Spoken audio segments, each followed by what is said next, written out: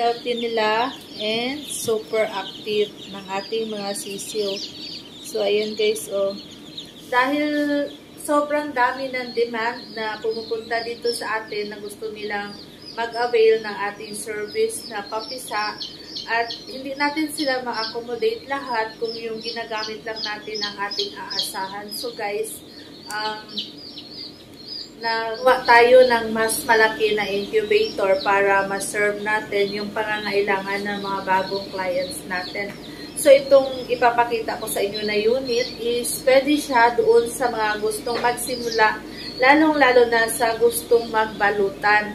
Dahil ito siya ay mayroong 18 layers at saka kasya ang 60 to 70 eggs ng itik.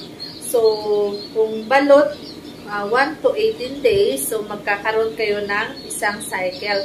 So, first to 18 days ninyo ay may isang tray kayo na malalagyan. So, guys, gusto niyo makita ang bago nating incubator, panoorin nyo ang video ito.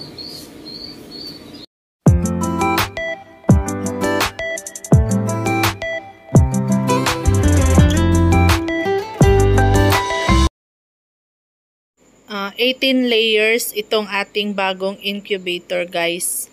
Bawat isang tray ay pwedeng malagyan ng 70 eggs kung chicken. Tapos kung itik naman is 60 to 70 ay kakayanin niya. So, nire-ready natin. Ayan, gumagana na yung ating heater na 4 na incandescent bulb.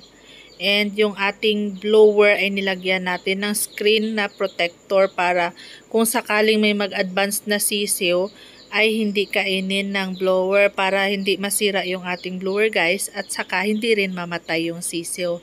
Kasi minsan may nag-advance na mga sisiw at nahuhulog doon sa baba.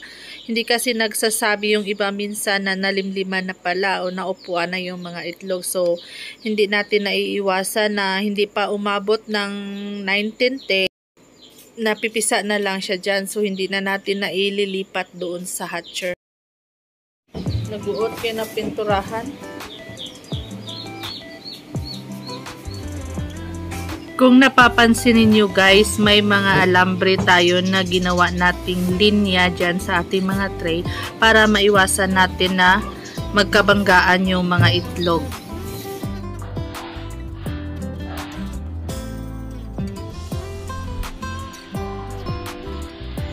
So, kung gusto ninyong mag-start na magbalutan, guys, ay pwedeng-pwede nyo nang sundin ang ganitong model ng incubator at siguradong maganda yung balot na magagawa ninyo, guys.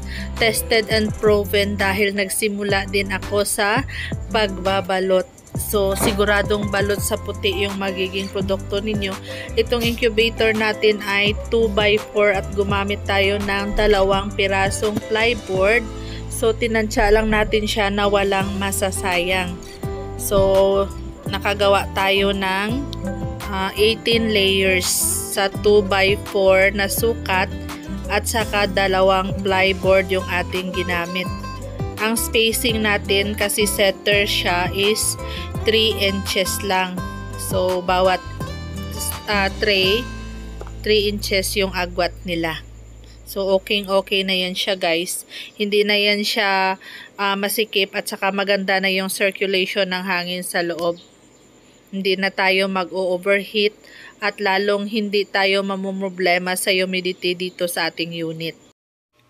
Para makatipid tayo sa bill natin sa electricity, ang ginawa natin ay gumamit tayo ng 1/2 sheet ng styrofoam. At yun ang ginawa nating pang double walling dito sa ating incubator, guys. Dahil nga yung ginamit natin ay plyboard, di katulad na sa refrigerator na mayroon na siya talagang naka-built-in doon na asbestos ba yan para hindi makalabas yung init. So dito, ang ginamit natin ay 1/2 sheet ng styrofoam para pang double walling. Tingnan ninyo yung temperature ng ating incubator. Naga-preheat pa lang po tayo.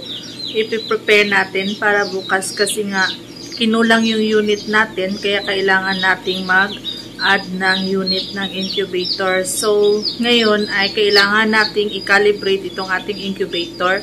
So, nasa stage tayo ng preheating. Guys, pang 2 days na natin ito siya kasi kailangan nating ma-set siya sa tamang temperature bago natin i-load yung mga itlog. Kasi nga, hindi natin pwedeng gawing experiment yung mga itlog.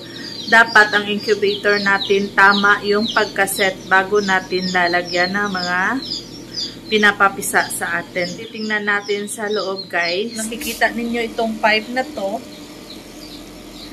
Yan yung nagko-connect sa dalawang blower fan natin sa butas na nandun sa itaas para magkaroon ng sariwang hangin sa loob ng ating incubator. Kasi guys, hindi lang naman siya for ventilation purposes, pero napaka-importante ng butas dahil nga need din ng oxygen sa loob ng incubator para maging maganda ang resulta ng pagpapapisa. Kung ang tao ay kailangan huminga ng oxygen, ganun din yung ating pinapapisang sisiw. So, ayan guys. Tingnan nyo ang bago nating incubator. So, ayan siya. Nakita ninyo na nag-ilaw na siya. So, sabay-sabay yan siyang ilaw guys na naga-on and off. Pero, yung ating blower, tuloy-tuloy po. After nating maisara, titingnan natin ang ating incubator kung hanggang saan aabot ang kanyang temperature bago mag-off yung kanyang ilaw. So, tingnan nyo guys. Hindi siya pare-pareha ang reading ng thermometer natin at saka yung temperature controller. Pero yung temperature controller na yan ay ginawa ko rin na parang thermometer. Bali, yung init lang yung mini-measure niya, pero hindi po siya yung nagto-turn on and off kasi nga yung ginagamit ko is yung Brower na brand ng thermostat control switch.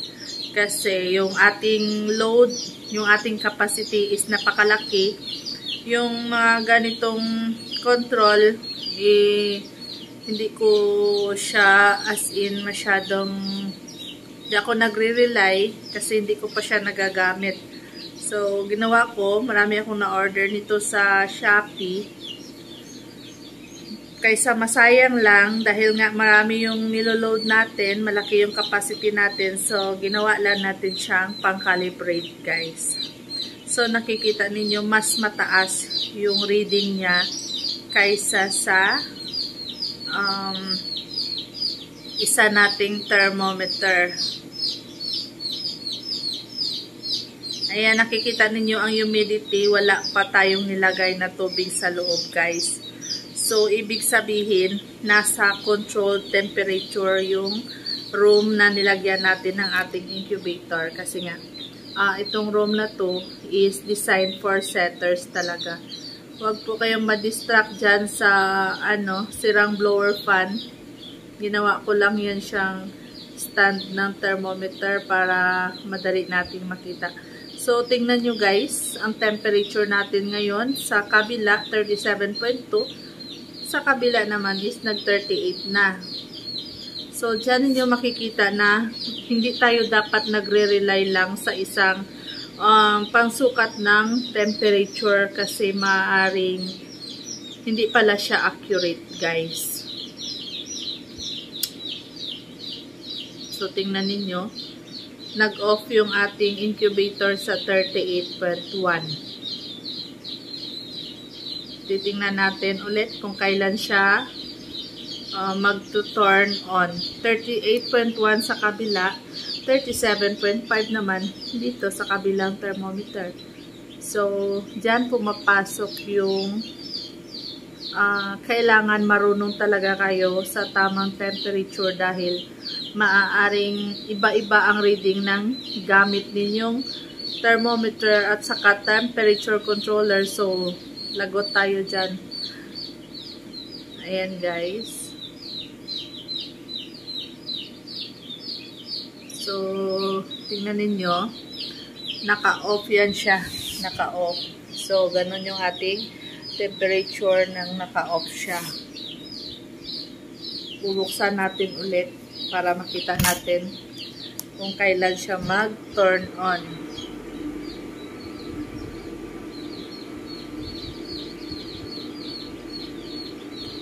So, napapansin ninyo, 38.0, bumababa siya guys. Dahil binuksan natin yung ating incubator. So, yun yung dahilan na hindi tayo dapat nagbubukas palagi pag mayroon nang na-load na mga itlog. Dahil siguradong lalabas yung init at babagsak yung temperature ng inyong incubator. So, ayan guys. Hintayin natin kung kailan siya bababa. So, ganito kami mag-calibrate ng aming incubator. Hindi pwedeng bagong gawa siya, salang ka kaagad. Kasi hindi pa yan siya nag-stable yung init sa loob, guys. Kailangan yung pag-aralang mabuti yung init sa loob kung talagang tama siya. And doon na kayo magsasalang ng inyong mga itlog. So, ayan. 36.4 na, 36.3. Pero sa kabila is 37.4 pa rin siya. So, ayun guys. Umilaw na sa 37.3 sa isa nating thermometer. Pero sa isa naman is 36. Bumagsak na siya ng 36. So, dyan yung nakikita na iba-iba talaga yung reading ng mga temperature controller at saka thermometer. So, kailangan ninyong pag-aralang mabuti kung alin dyan ang tamang temperature para ma-set ninyo ang inyong incubator at makapagpapisa kayo ng maganda. Sana ay may natutunan kayo sa aking bagong video.